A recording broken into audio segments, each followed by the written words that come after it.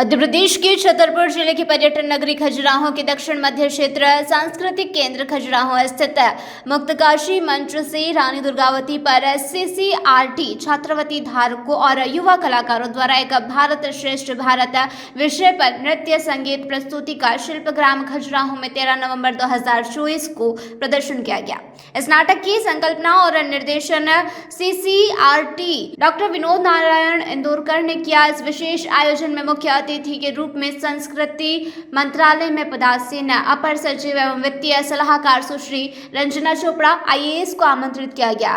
वहीं साथ ही सुश्री अमिता प्रसाद सरभाई IRAS संयुक्त सचिव संस्कृति मंत्रालय प्रदर्शन कलाएं S&F BTI और क्षेत्रीय सांस्कृतिक केंद्र इस आयोजन की विशिष्ट अतिथि हैं। इस प्रस्तुति के दौरान इस नाटक के निर्देशक और CCRT के अध्यक्ष डॉक्टर विनोद नारायण इंदौरकर तथा इसके निर्माण प्रमुख और CCRT के निर्देशक और राजीव कुमार IRS भी मौजूद रहे। इस आयोजन के बारे में अपने विचार रखते हुए डॉक्टर विनोद नारायण इंदौरकर कहते हैं, हमें यह नाट्य प्रस्तुति पेश करने का सौभाग्य प्राप्त हुआ जो महान रानी दुर्गावती को हमारी सच्ची श्रद्धांजलि है।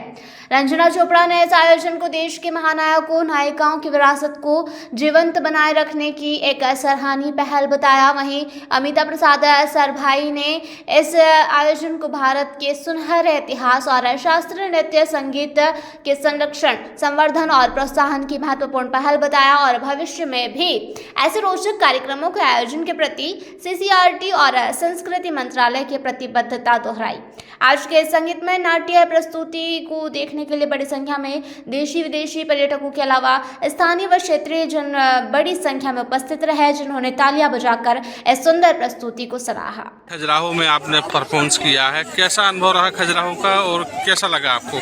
खजुराहो जगह ही ऐसा है जहाँ ऐसे मंदिरों बने हैं, तो लोग भी वैसे ही खत्म हो जाएगा ना उसके बाद आप लोग फोटोग्राफ हॉस्पिटैलिटी इतना है कि हमें घर छोड़ा है वैसे नहीं लग रहा है। हर जगह इतना अच्छे से बना है। इवन CCRT का जहाँ हमें बुलाया है ये कैंपस भी बहुत ही सुंदर। आपकी क्या थीम रही है इसमें प्रोग्राम में, क्या आपने प्रस्तुति दी? हमने एक भारत श्रेष्ठ भारत प्रेजेंट किया है जहाँ सारे इंडिया के कलाएं, डांस, संगीत, हिंदुस्तानी, क्लासिकल में भरतनाट्यम, लावनी, फोक में कथक, ये सब इंक्लूड करके हमने एक प्रोडक्शन बनाया है। चलिए, क्या परिचय है आपका? मेरा नाम कृष्ण भद्रा। जैसा कि मैम आप खजुराहो आई हैं, यहाँ पर प्रोग्राम आपने सेलिब्रेशन किया है, इसके बारे में बताएं, अपना परिचय बताएं। नमस्कार, मैं मनु कौशल जबलपुर मध्य प्रदेश से और CCRT स्कॉलरशिप होल्डर हूँ तबला वादन से। और मैं खजुराहो पहले भी आ चुकी हूँ, लेकिन इस बार हम पूरे ग्रुप के साथ आए हुए हैं और शिल्प यहाँ पे हम रुके हुए हैं, तो यहाँ पे हमें बहुत अच्छा एक्सपीरियंस हुआ। हम सारे एक साथ हैं, हमने प्रैक्टिस की, हमने प्रोडक्शन तैयार किया एक भारत श्रेष्ठ भारत के ऊपर, और शिल्पग्राम में हम लोगों ने परफॉर्म किया। हमें बहुत अच्छा लगा और हम CCRT का सबसे ज़्यादा थैंक यू बोलते हैं क्योंकि उन्होंने हमें इस यहाँ स्टेज में परफॉर्म करने का अवसर दिया। CCRT और दक्षिण मध्य क्षेत्र सांस्कृतिक केंद्र, इन दोनों के तत्वावधान में संयुक्त माध्यम से हम लोग 2 प्रोग्राम यहाँ पे कर रहे हैं। एक है संगीत और डांस को लेकर के है, उसमें असेंबलिंग है, और ख़ास करके जो हमारे फेलोशिप और स्कॉलरशिप के जो बच्चे होते हैं उनको लेकर हमने प्रोडक्शंस करना शुरू किया है अभी। इसके पहले ऐसा नहीं होता था कि स्कॉलरशिप और फेलोशिप के जो लड़के हैं उनको फेलोशिप स्कॉलरशिप मिलती थी, वो अपना काम करते थे, लेकिन वो बहुत आइसोलेशन में काम करते थे। तो हमने अभी ऐसा किया है कि इन लोगों को बच्चों को ट्रेनिंग भी मिल जाता है, उनके वर्कशॉप भी होते हैं और अलग अलग गुरुओं के नीचे उनको काम करने को मिलता है।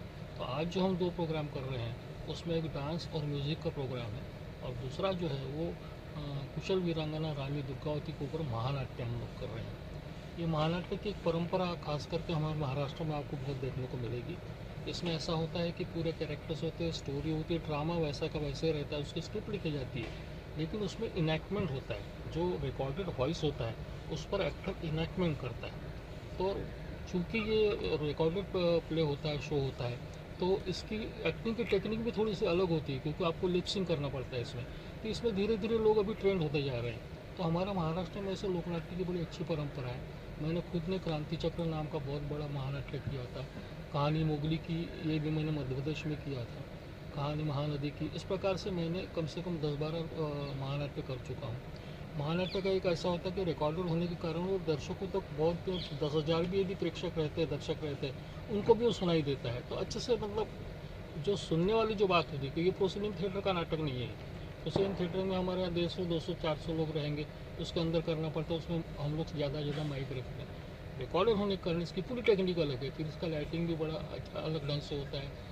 बहुत सारे कलाकार होते हैं, यानी मेरे एक नाटक में तो 150 कलाकार थे, इसमें हमारे यहाँ पे 40 कलाकार हैं। तो यदि रानी दुर्गावती को हमको यदि बहुत अच्छे ढंग से पेश करना है, तो हम डांस, ड्रामा, म्यूज़िक, ये सारी जो कलाएँ हैं, ये सारी कलाओं को हमने उपयोग किया है इसमें। इसलिए इसमें क्या है कि इसमें गाने भी है, इसमें डांसेस भी है, और उनके माध्यम, और ड्रामा भी है, उसमें सीन्स भी है। उनके माध्यम से रानी दुर्गावती की जो कथा है वो पूरी आगे धीरे धीरे बढ़ती जाए। सर, इस कार्यक्रम का मूल उद्देश्य क्या है? क्या उद्देश्य? इस कार्यक्रम का मूल उद्देश्य ये है कि हमारा जो आर्ट और हमारा जो जैसा भी नया एजुकेशन पॉलिसी में ऐसा आया है कि आपको लोगों तक इंडियन नॉलेज सिस्टम जो है उसके बारे में उनको जानकारी देना है। तो हमने ये सोचा है कि हम आर्ट और कल्चर के माध्यम से जो हमारी परंपरा है, हमारा जो कल्चर है, हमारे यहाँ जो बड़े बड़े लोग होके गए, जो महापुरुष होकर गए, जो वंदनीय है, सुबह जिनकी हम पूजा करते हैं, ऐसे जो हमारे क्रांतिवीर हैं, कुछ ऐसे जो लोग हैं, उनके बारे में बच्चों तक हमने उनकी कहानी ले जाना चाहिए, ताकि स्कूल में भी उनको कुछ देखने को मिल जाए। जैसा 1 घंटे का रानी दुर्गावती का शो यदि हम करते हैं, तो बच्चों को इमीडिएटली रानी दुर्गावती के बारे में क्या है ये पूरा पता चल जाता है। तो ऐसे हमने ये सोच के रखा है कि आर्ट और कल्चर के माध्यम से और लोगों तक के हमारा इंडियन नॉलेज सिस्टम जो ज्ञान परंपरा जो वो लोगों तक पहुंचानी चाहिए। इसके लिए भी हमने ये प्रोग्राम शुरू कर दिए। यहाँ पे हम ऑल इंडिया से ये जो बच्चे आते हैं, ये सिर्फ एक ही प्रदेश का ऐसा नहीं है, ऑल इंडिया से हम इनको बुलाते हैं। इस स्टेट से कोई 4-5, उस स्टेट से 8-10, इस प्रकार से अलग अलग गुरुओं को हम अभी बता रहे हैं कि आप हर गुरु जो है अपने स्टाइल से, अपने टेक्निक से इनको लेकर के काम करेगा, ताकि पूरे भारत भर के जो स्कॉलरशिप होल्डर्स आर्टिस्ट लोग हैं, उनके माध्यम से हैं जो महापुरुष है, इनकी कथा हम लोगों तक पहुंचाने का काम करेंगे। ये इसका मेन उद्देश्य। इसमें जो बच्चे भाग ले रहे हैं, एक CCRT से प्रशिक्षण प्राप्त है? प्रशिक्षण प्राप्त है, स्कॉलरशिप होल्डर्स है, उनको ही हम जो स्कॉलरशिप होल्डर्स है हमारे यहाँ पे, जिनको स्कॉलरशिप मिलती है और फेलोशिप मिलती है, ये बेसिकली वैसे ही बहुत टैलेंटेड होते हैं, तब जाके उनको स्कॉलरशिप और फेलोशिप मिलती है। अब मिलने के बाद में फिर हम उनके वर्कशॉप्स लेते हैं, उनको ट्रेनिंग देते हैं, और इस माध्यम से, प्रोडक्शन के माध्यम से, सिर्फ परफॉर्मिंग आर्ट्स नहीं तो विजुअल आर्ट्स में भी, पेंटिंग और स्कल्पचर, इनके भी माध्यम से उनको ट्रेनिंग देते हैं, ताकि उनको और आगे का पढ़ने को मिलता है, एडवांस स्टडी भी होती है। लेकिन ये सारा उनका बेसिक जो है, बेसिक यही है कि उनको हमारे परंपरा के साथ में जोड़ा जाए, उसमें कुछ नए क्रिएशंस किए जाए। इस प्रकार से हम उनको ट्रेनिंग देते हैं। CCRT का ये पहला आयोजन है खजुराहो में। क्या आगामी भी कोई योजना है खजुराहो में इस तरह के कार्यक्रम करने की? हमारी अभी ये जो योजना है खजुराहो में, हम जैसा भी पहली बार कर रहे हैं, लेकिन हमने ये सोच के रखा है कि हमारे जितने भी सेंटर्स है, जितने भी जोन्स है, उनको जो भी सेंटर्स जहाँ हैं, हम सिर्फ अभी एक ही प्रोग्राम किए हैं, लेकिन हम जहाँ अभी जो दूसरे महापुरुषों पर करेंगे उसमें हम कंसिस्टेंसी रखने वाले हैं। तो वो भी जो प्रोग्राम होंगे वो भी यहाँ पर होंगे। इसके सिवा हम लोग यहाँ पर वर्कशॉप ऑर्गेनाइज करेंगे, ट्रेनिंग प्रोग्राम्स ऑर्गेनाइज के, शायद वो 4 दिन के रहेंगे, 7 दिन के रहेंगे, अलग अलग एक्सपर्ट्स आएंगे, वो यहीं पर उनको पढ़ाएंगे और यहाँ पे उनके प्रोडक्शंस करेंगे। अब इसमें भी कंसिस्टेंसी आ जाती है, महीने में सपोज 1-2 प्रोग्राम हो जाते हैं, तो लोगों को आदत लगेगी। फिर यहाँ पर लोगों को पता चलेगा नहीं, यहाँ पर शनि और इतवार को हमको कुछ ना कुछ देखने को मिलेगा। ऐसी स्थिति लाने की कोशिश है। कोई और विशेष बात इस कार्यक्रम के माध्यम से प्रचार प्रसार को लेकर, किस तरीके से लोगों को यहाँ जुटाने का प्रयास किया आपने?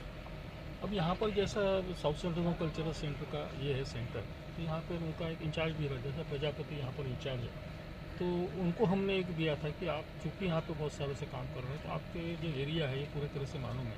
तो उन्होंने कांटेक्ट किया है, उन्होंने स्कूलों में भी कांटेक्ट किया है, बाकी जो प्रचार माध्यम जो होता है उसका उपयोग है।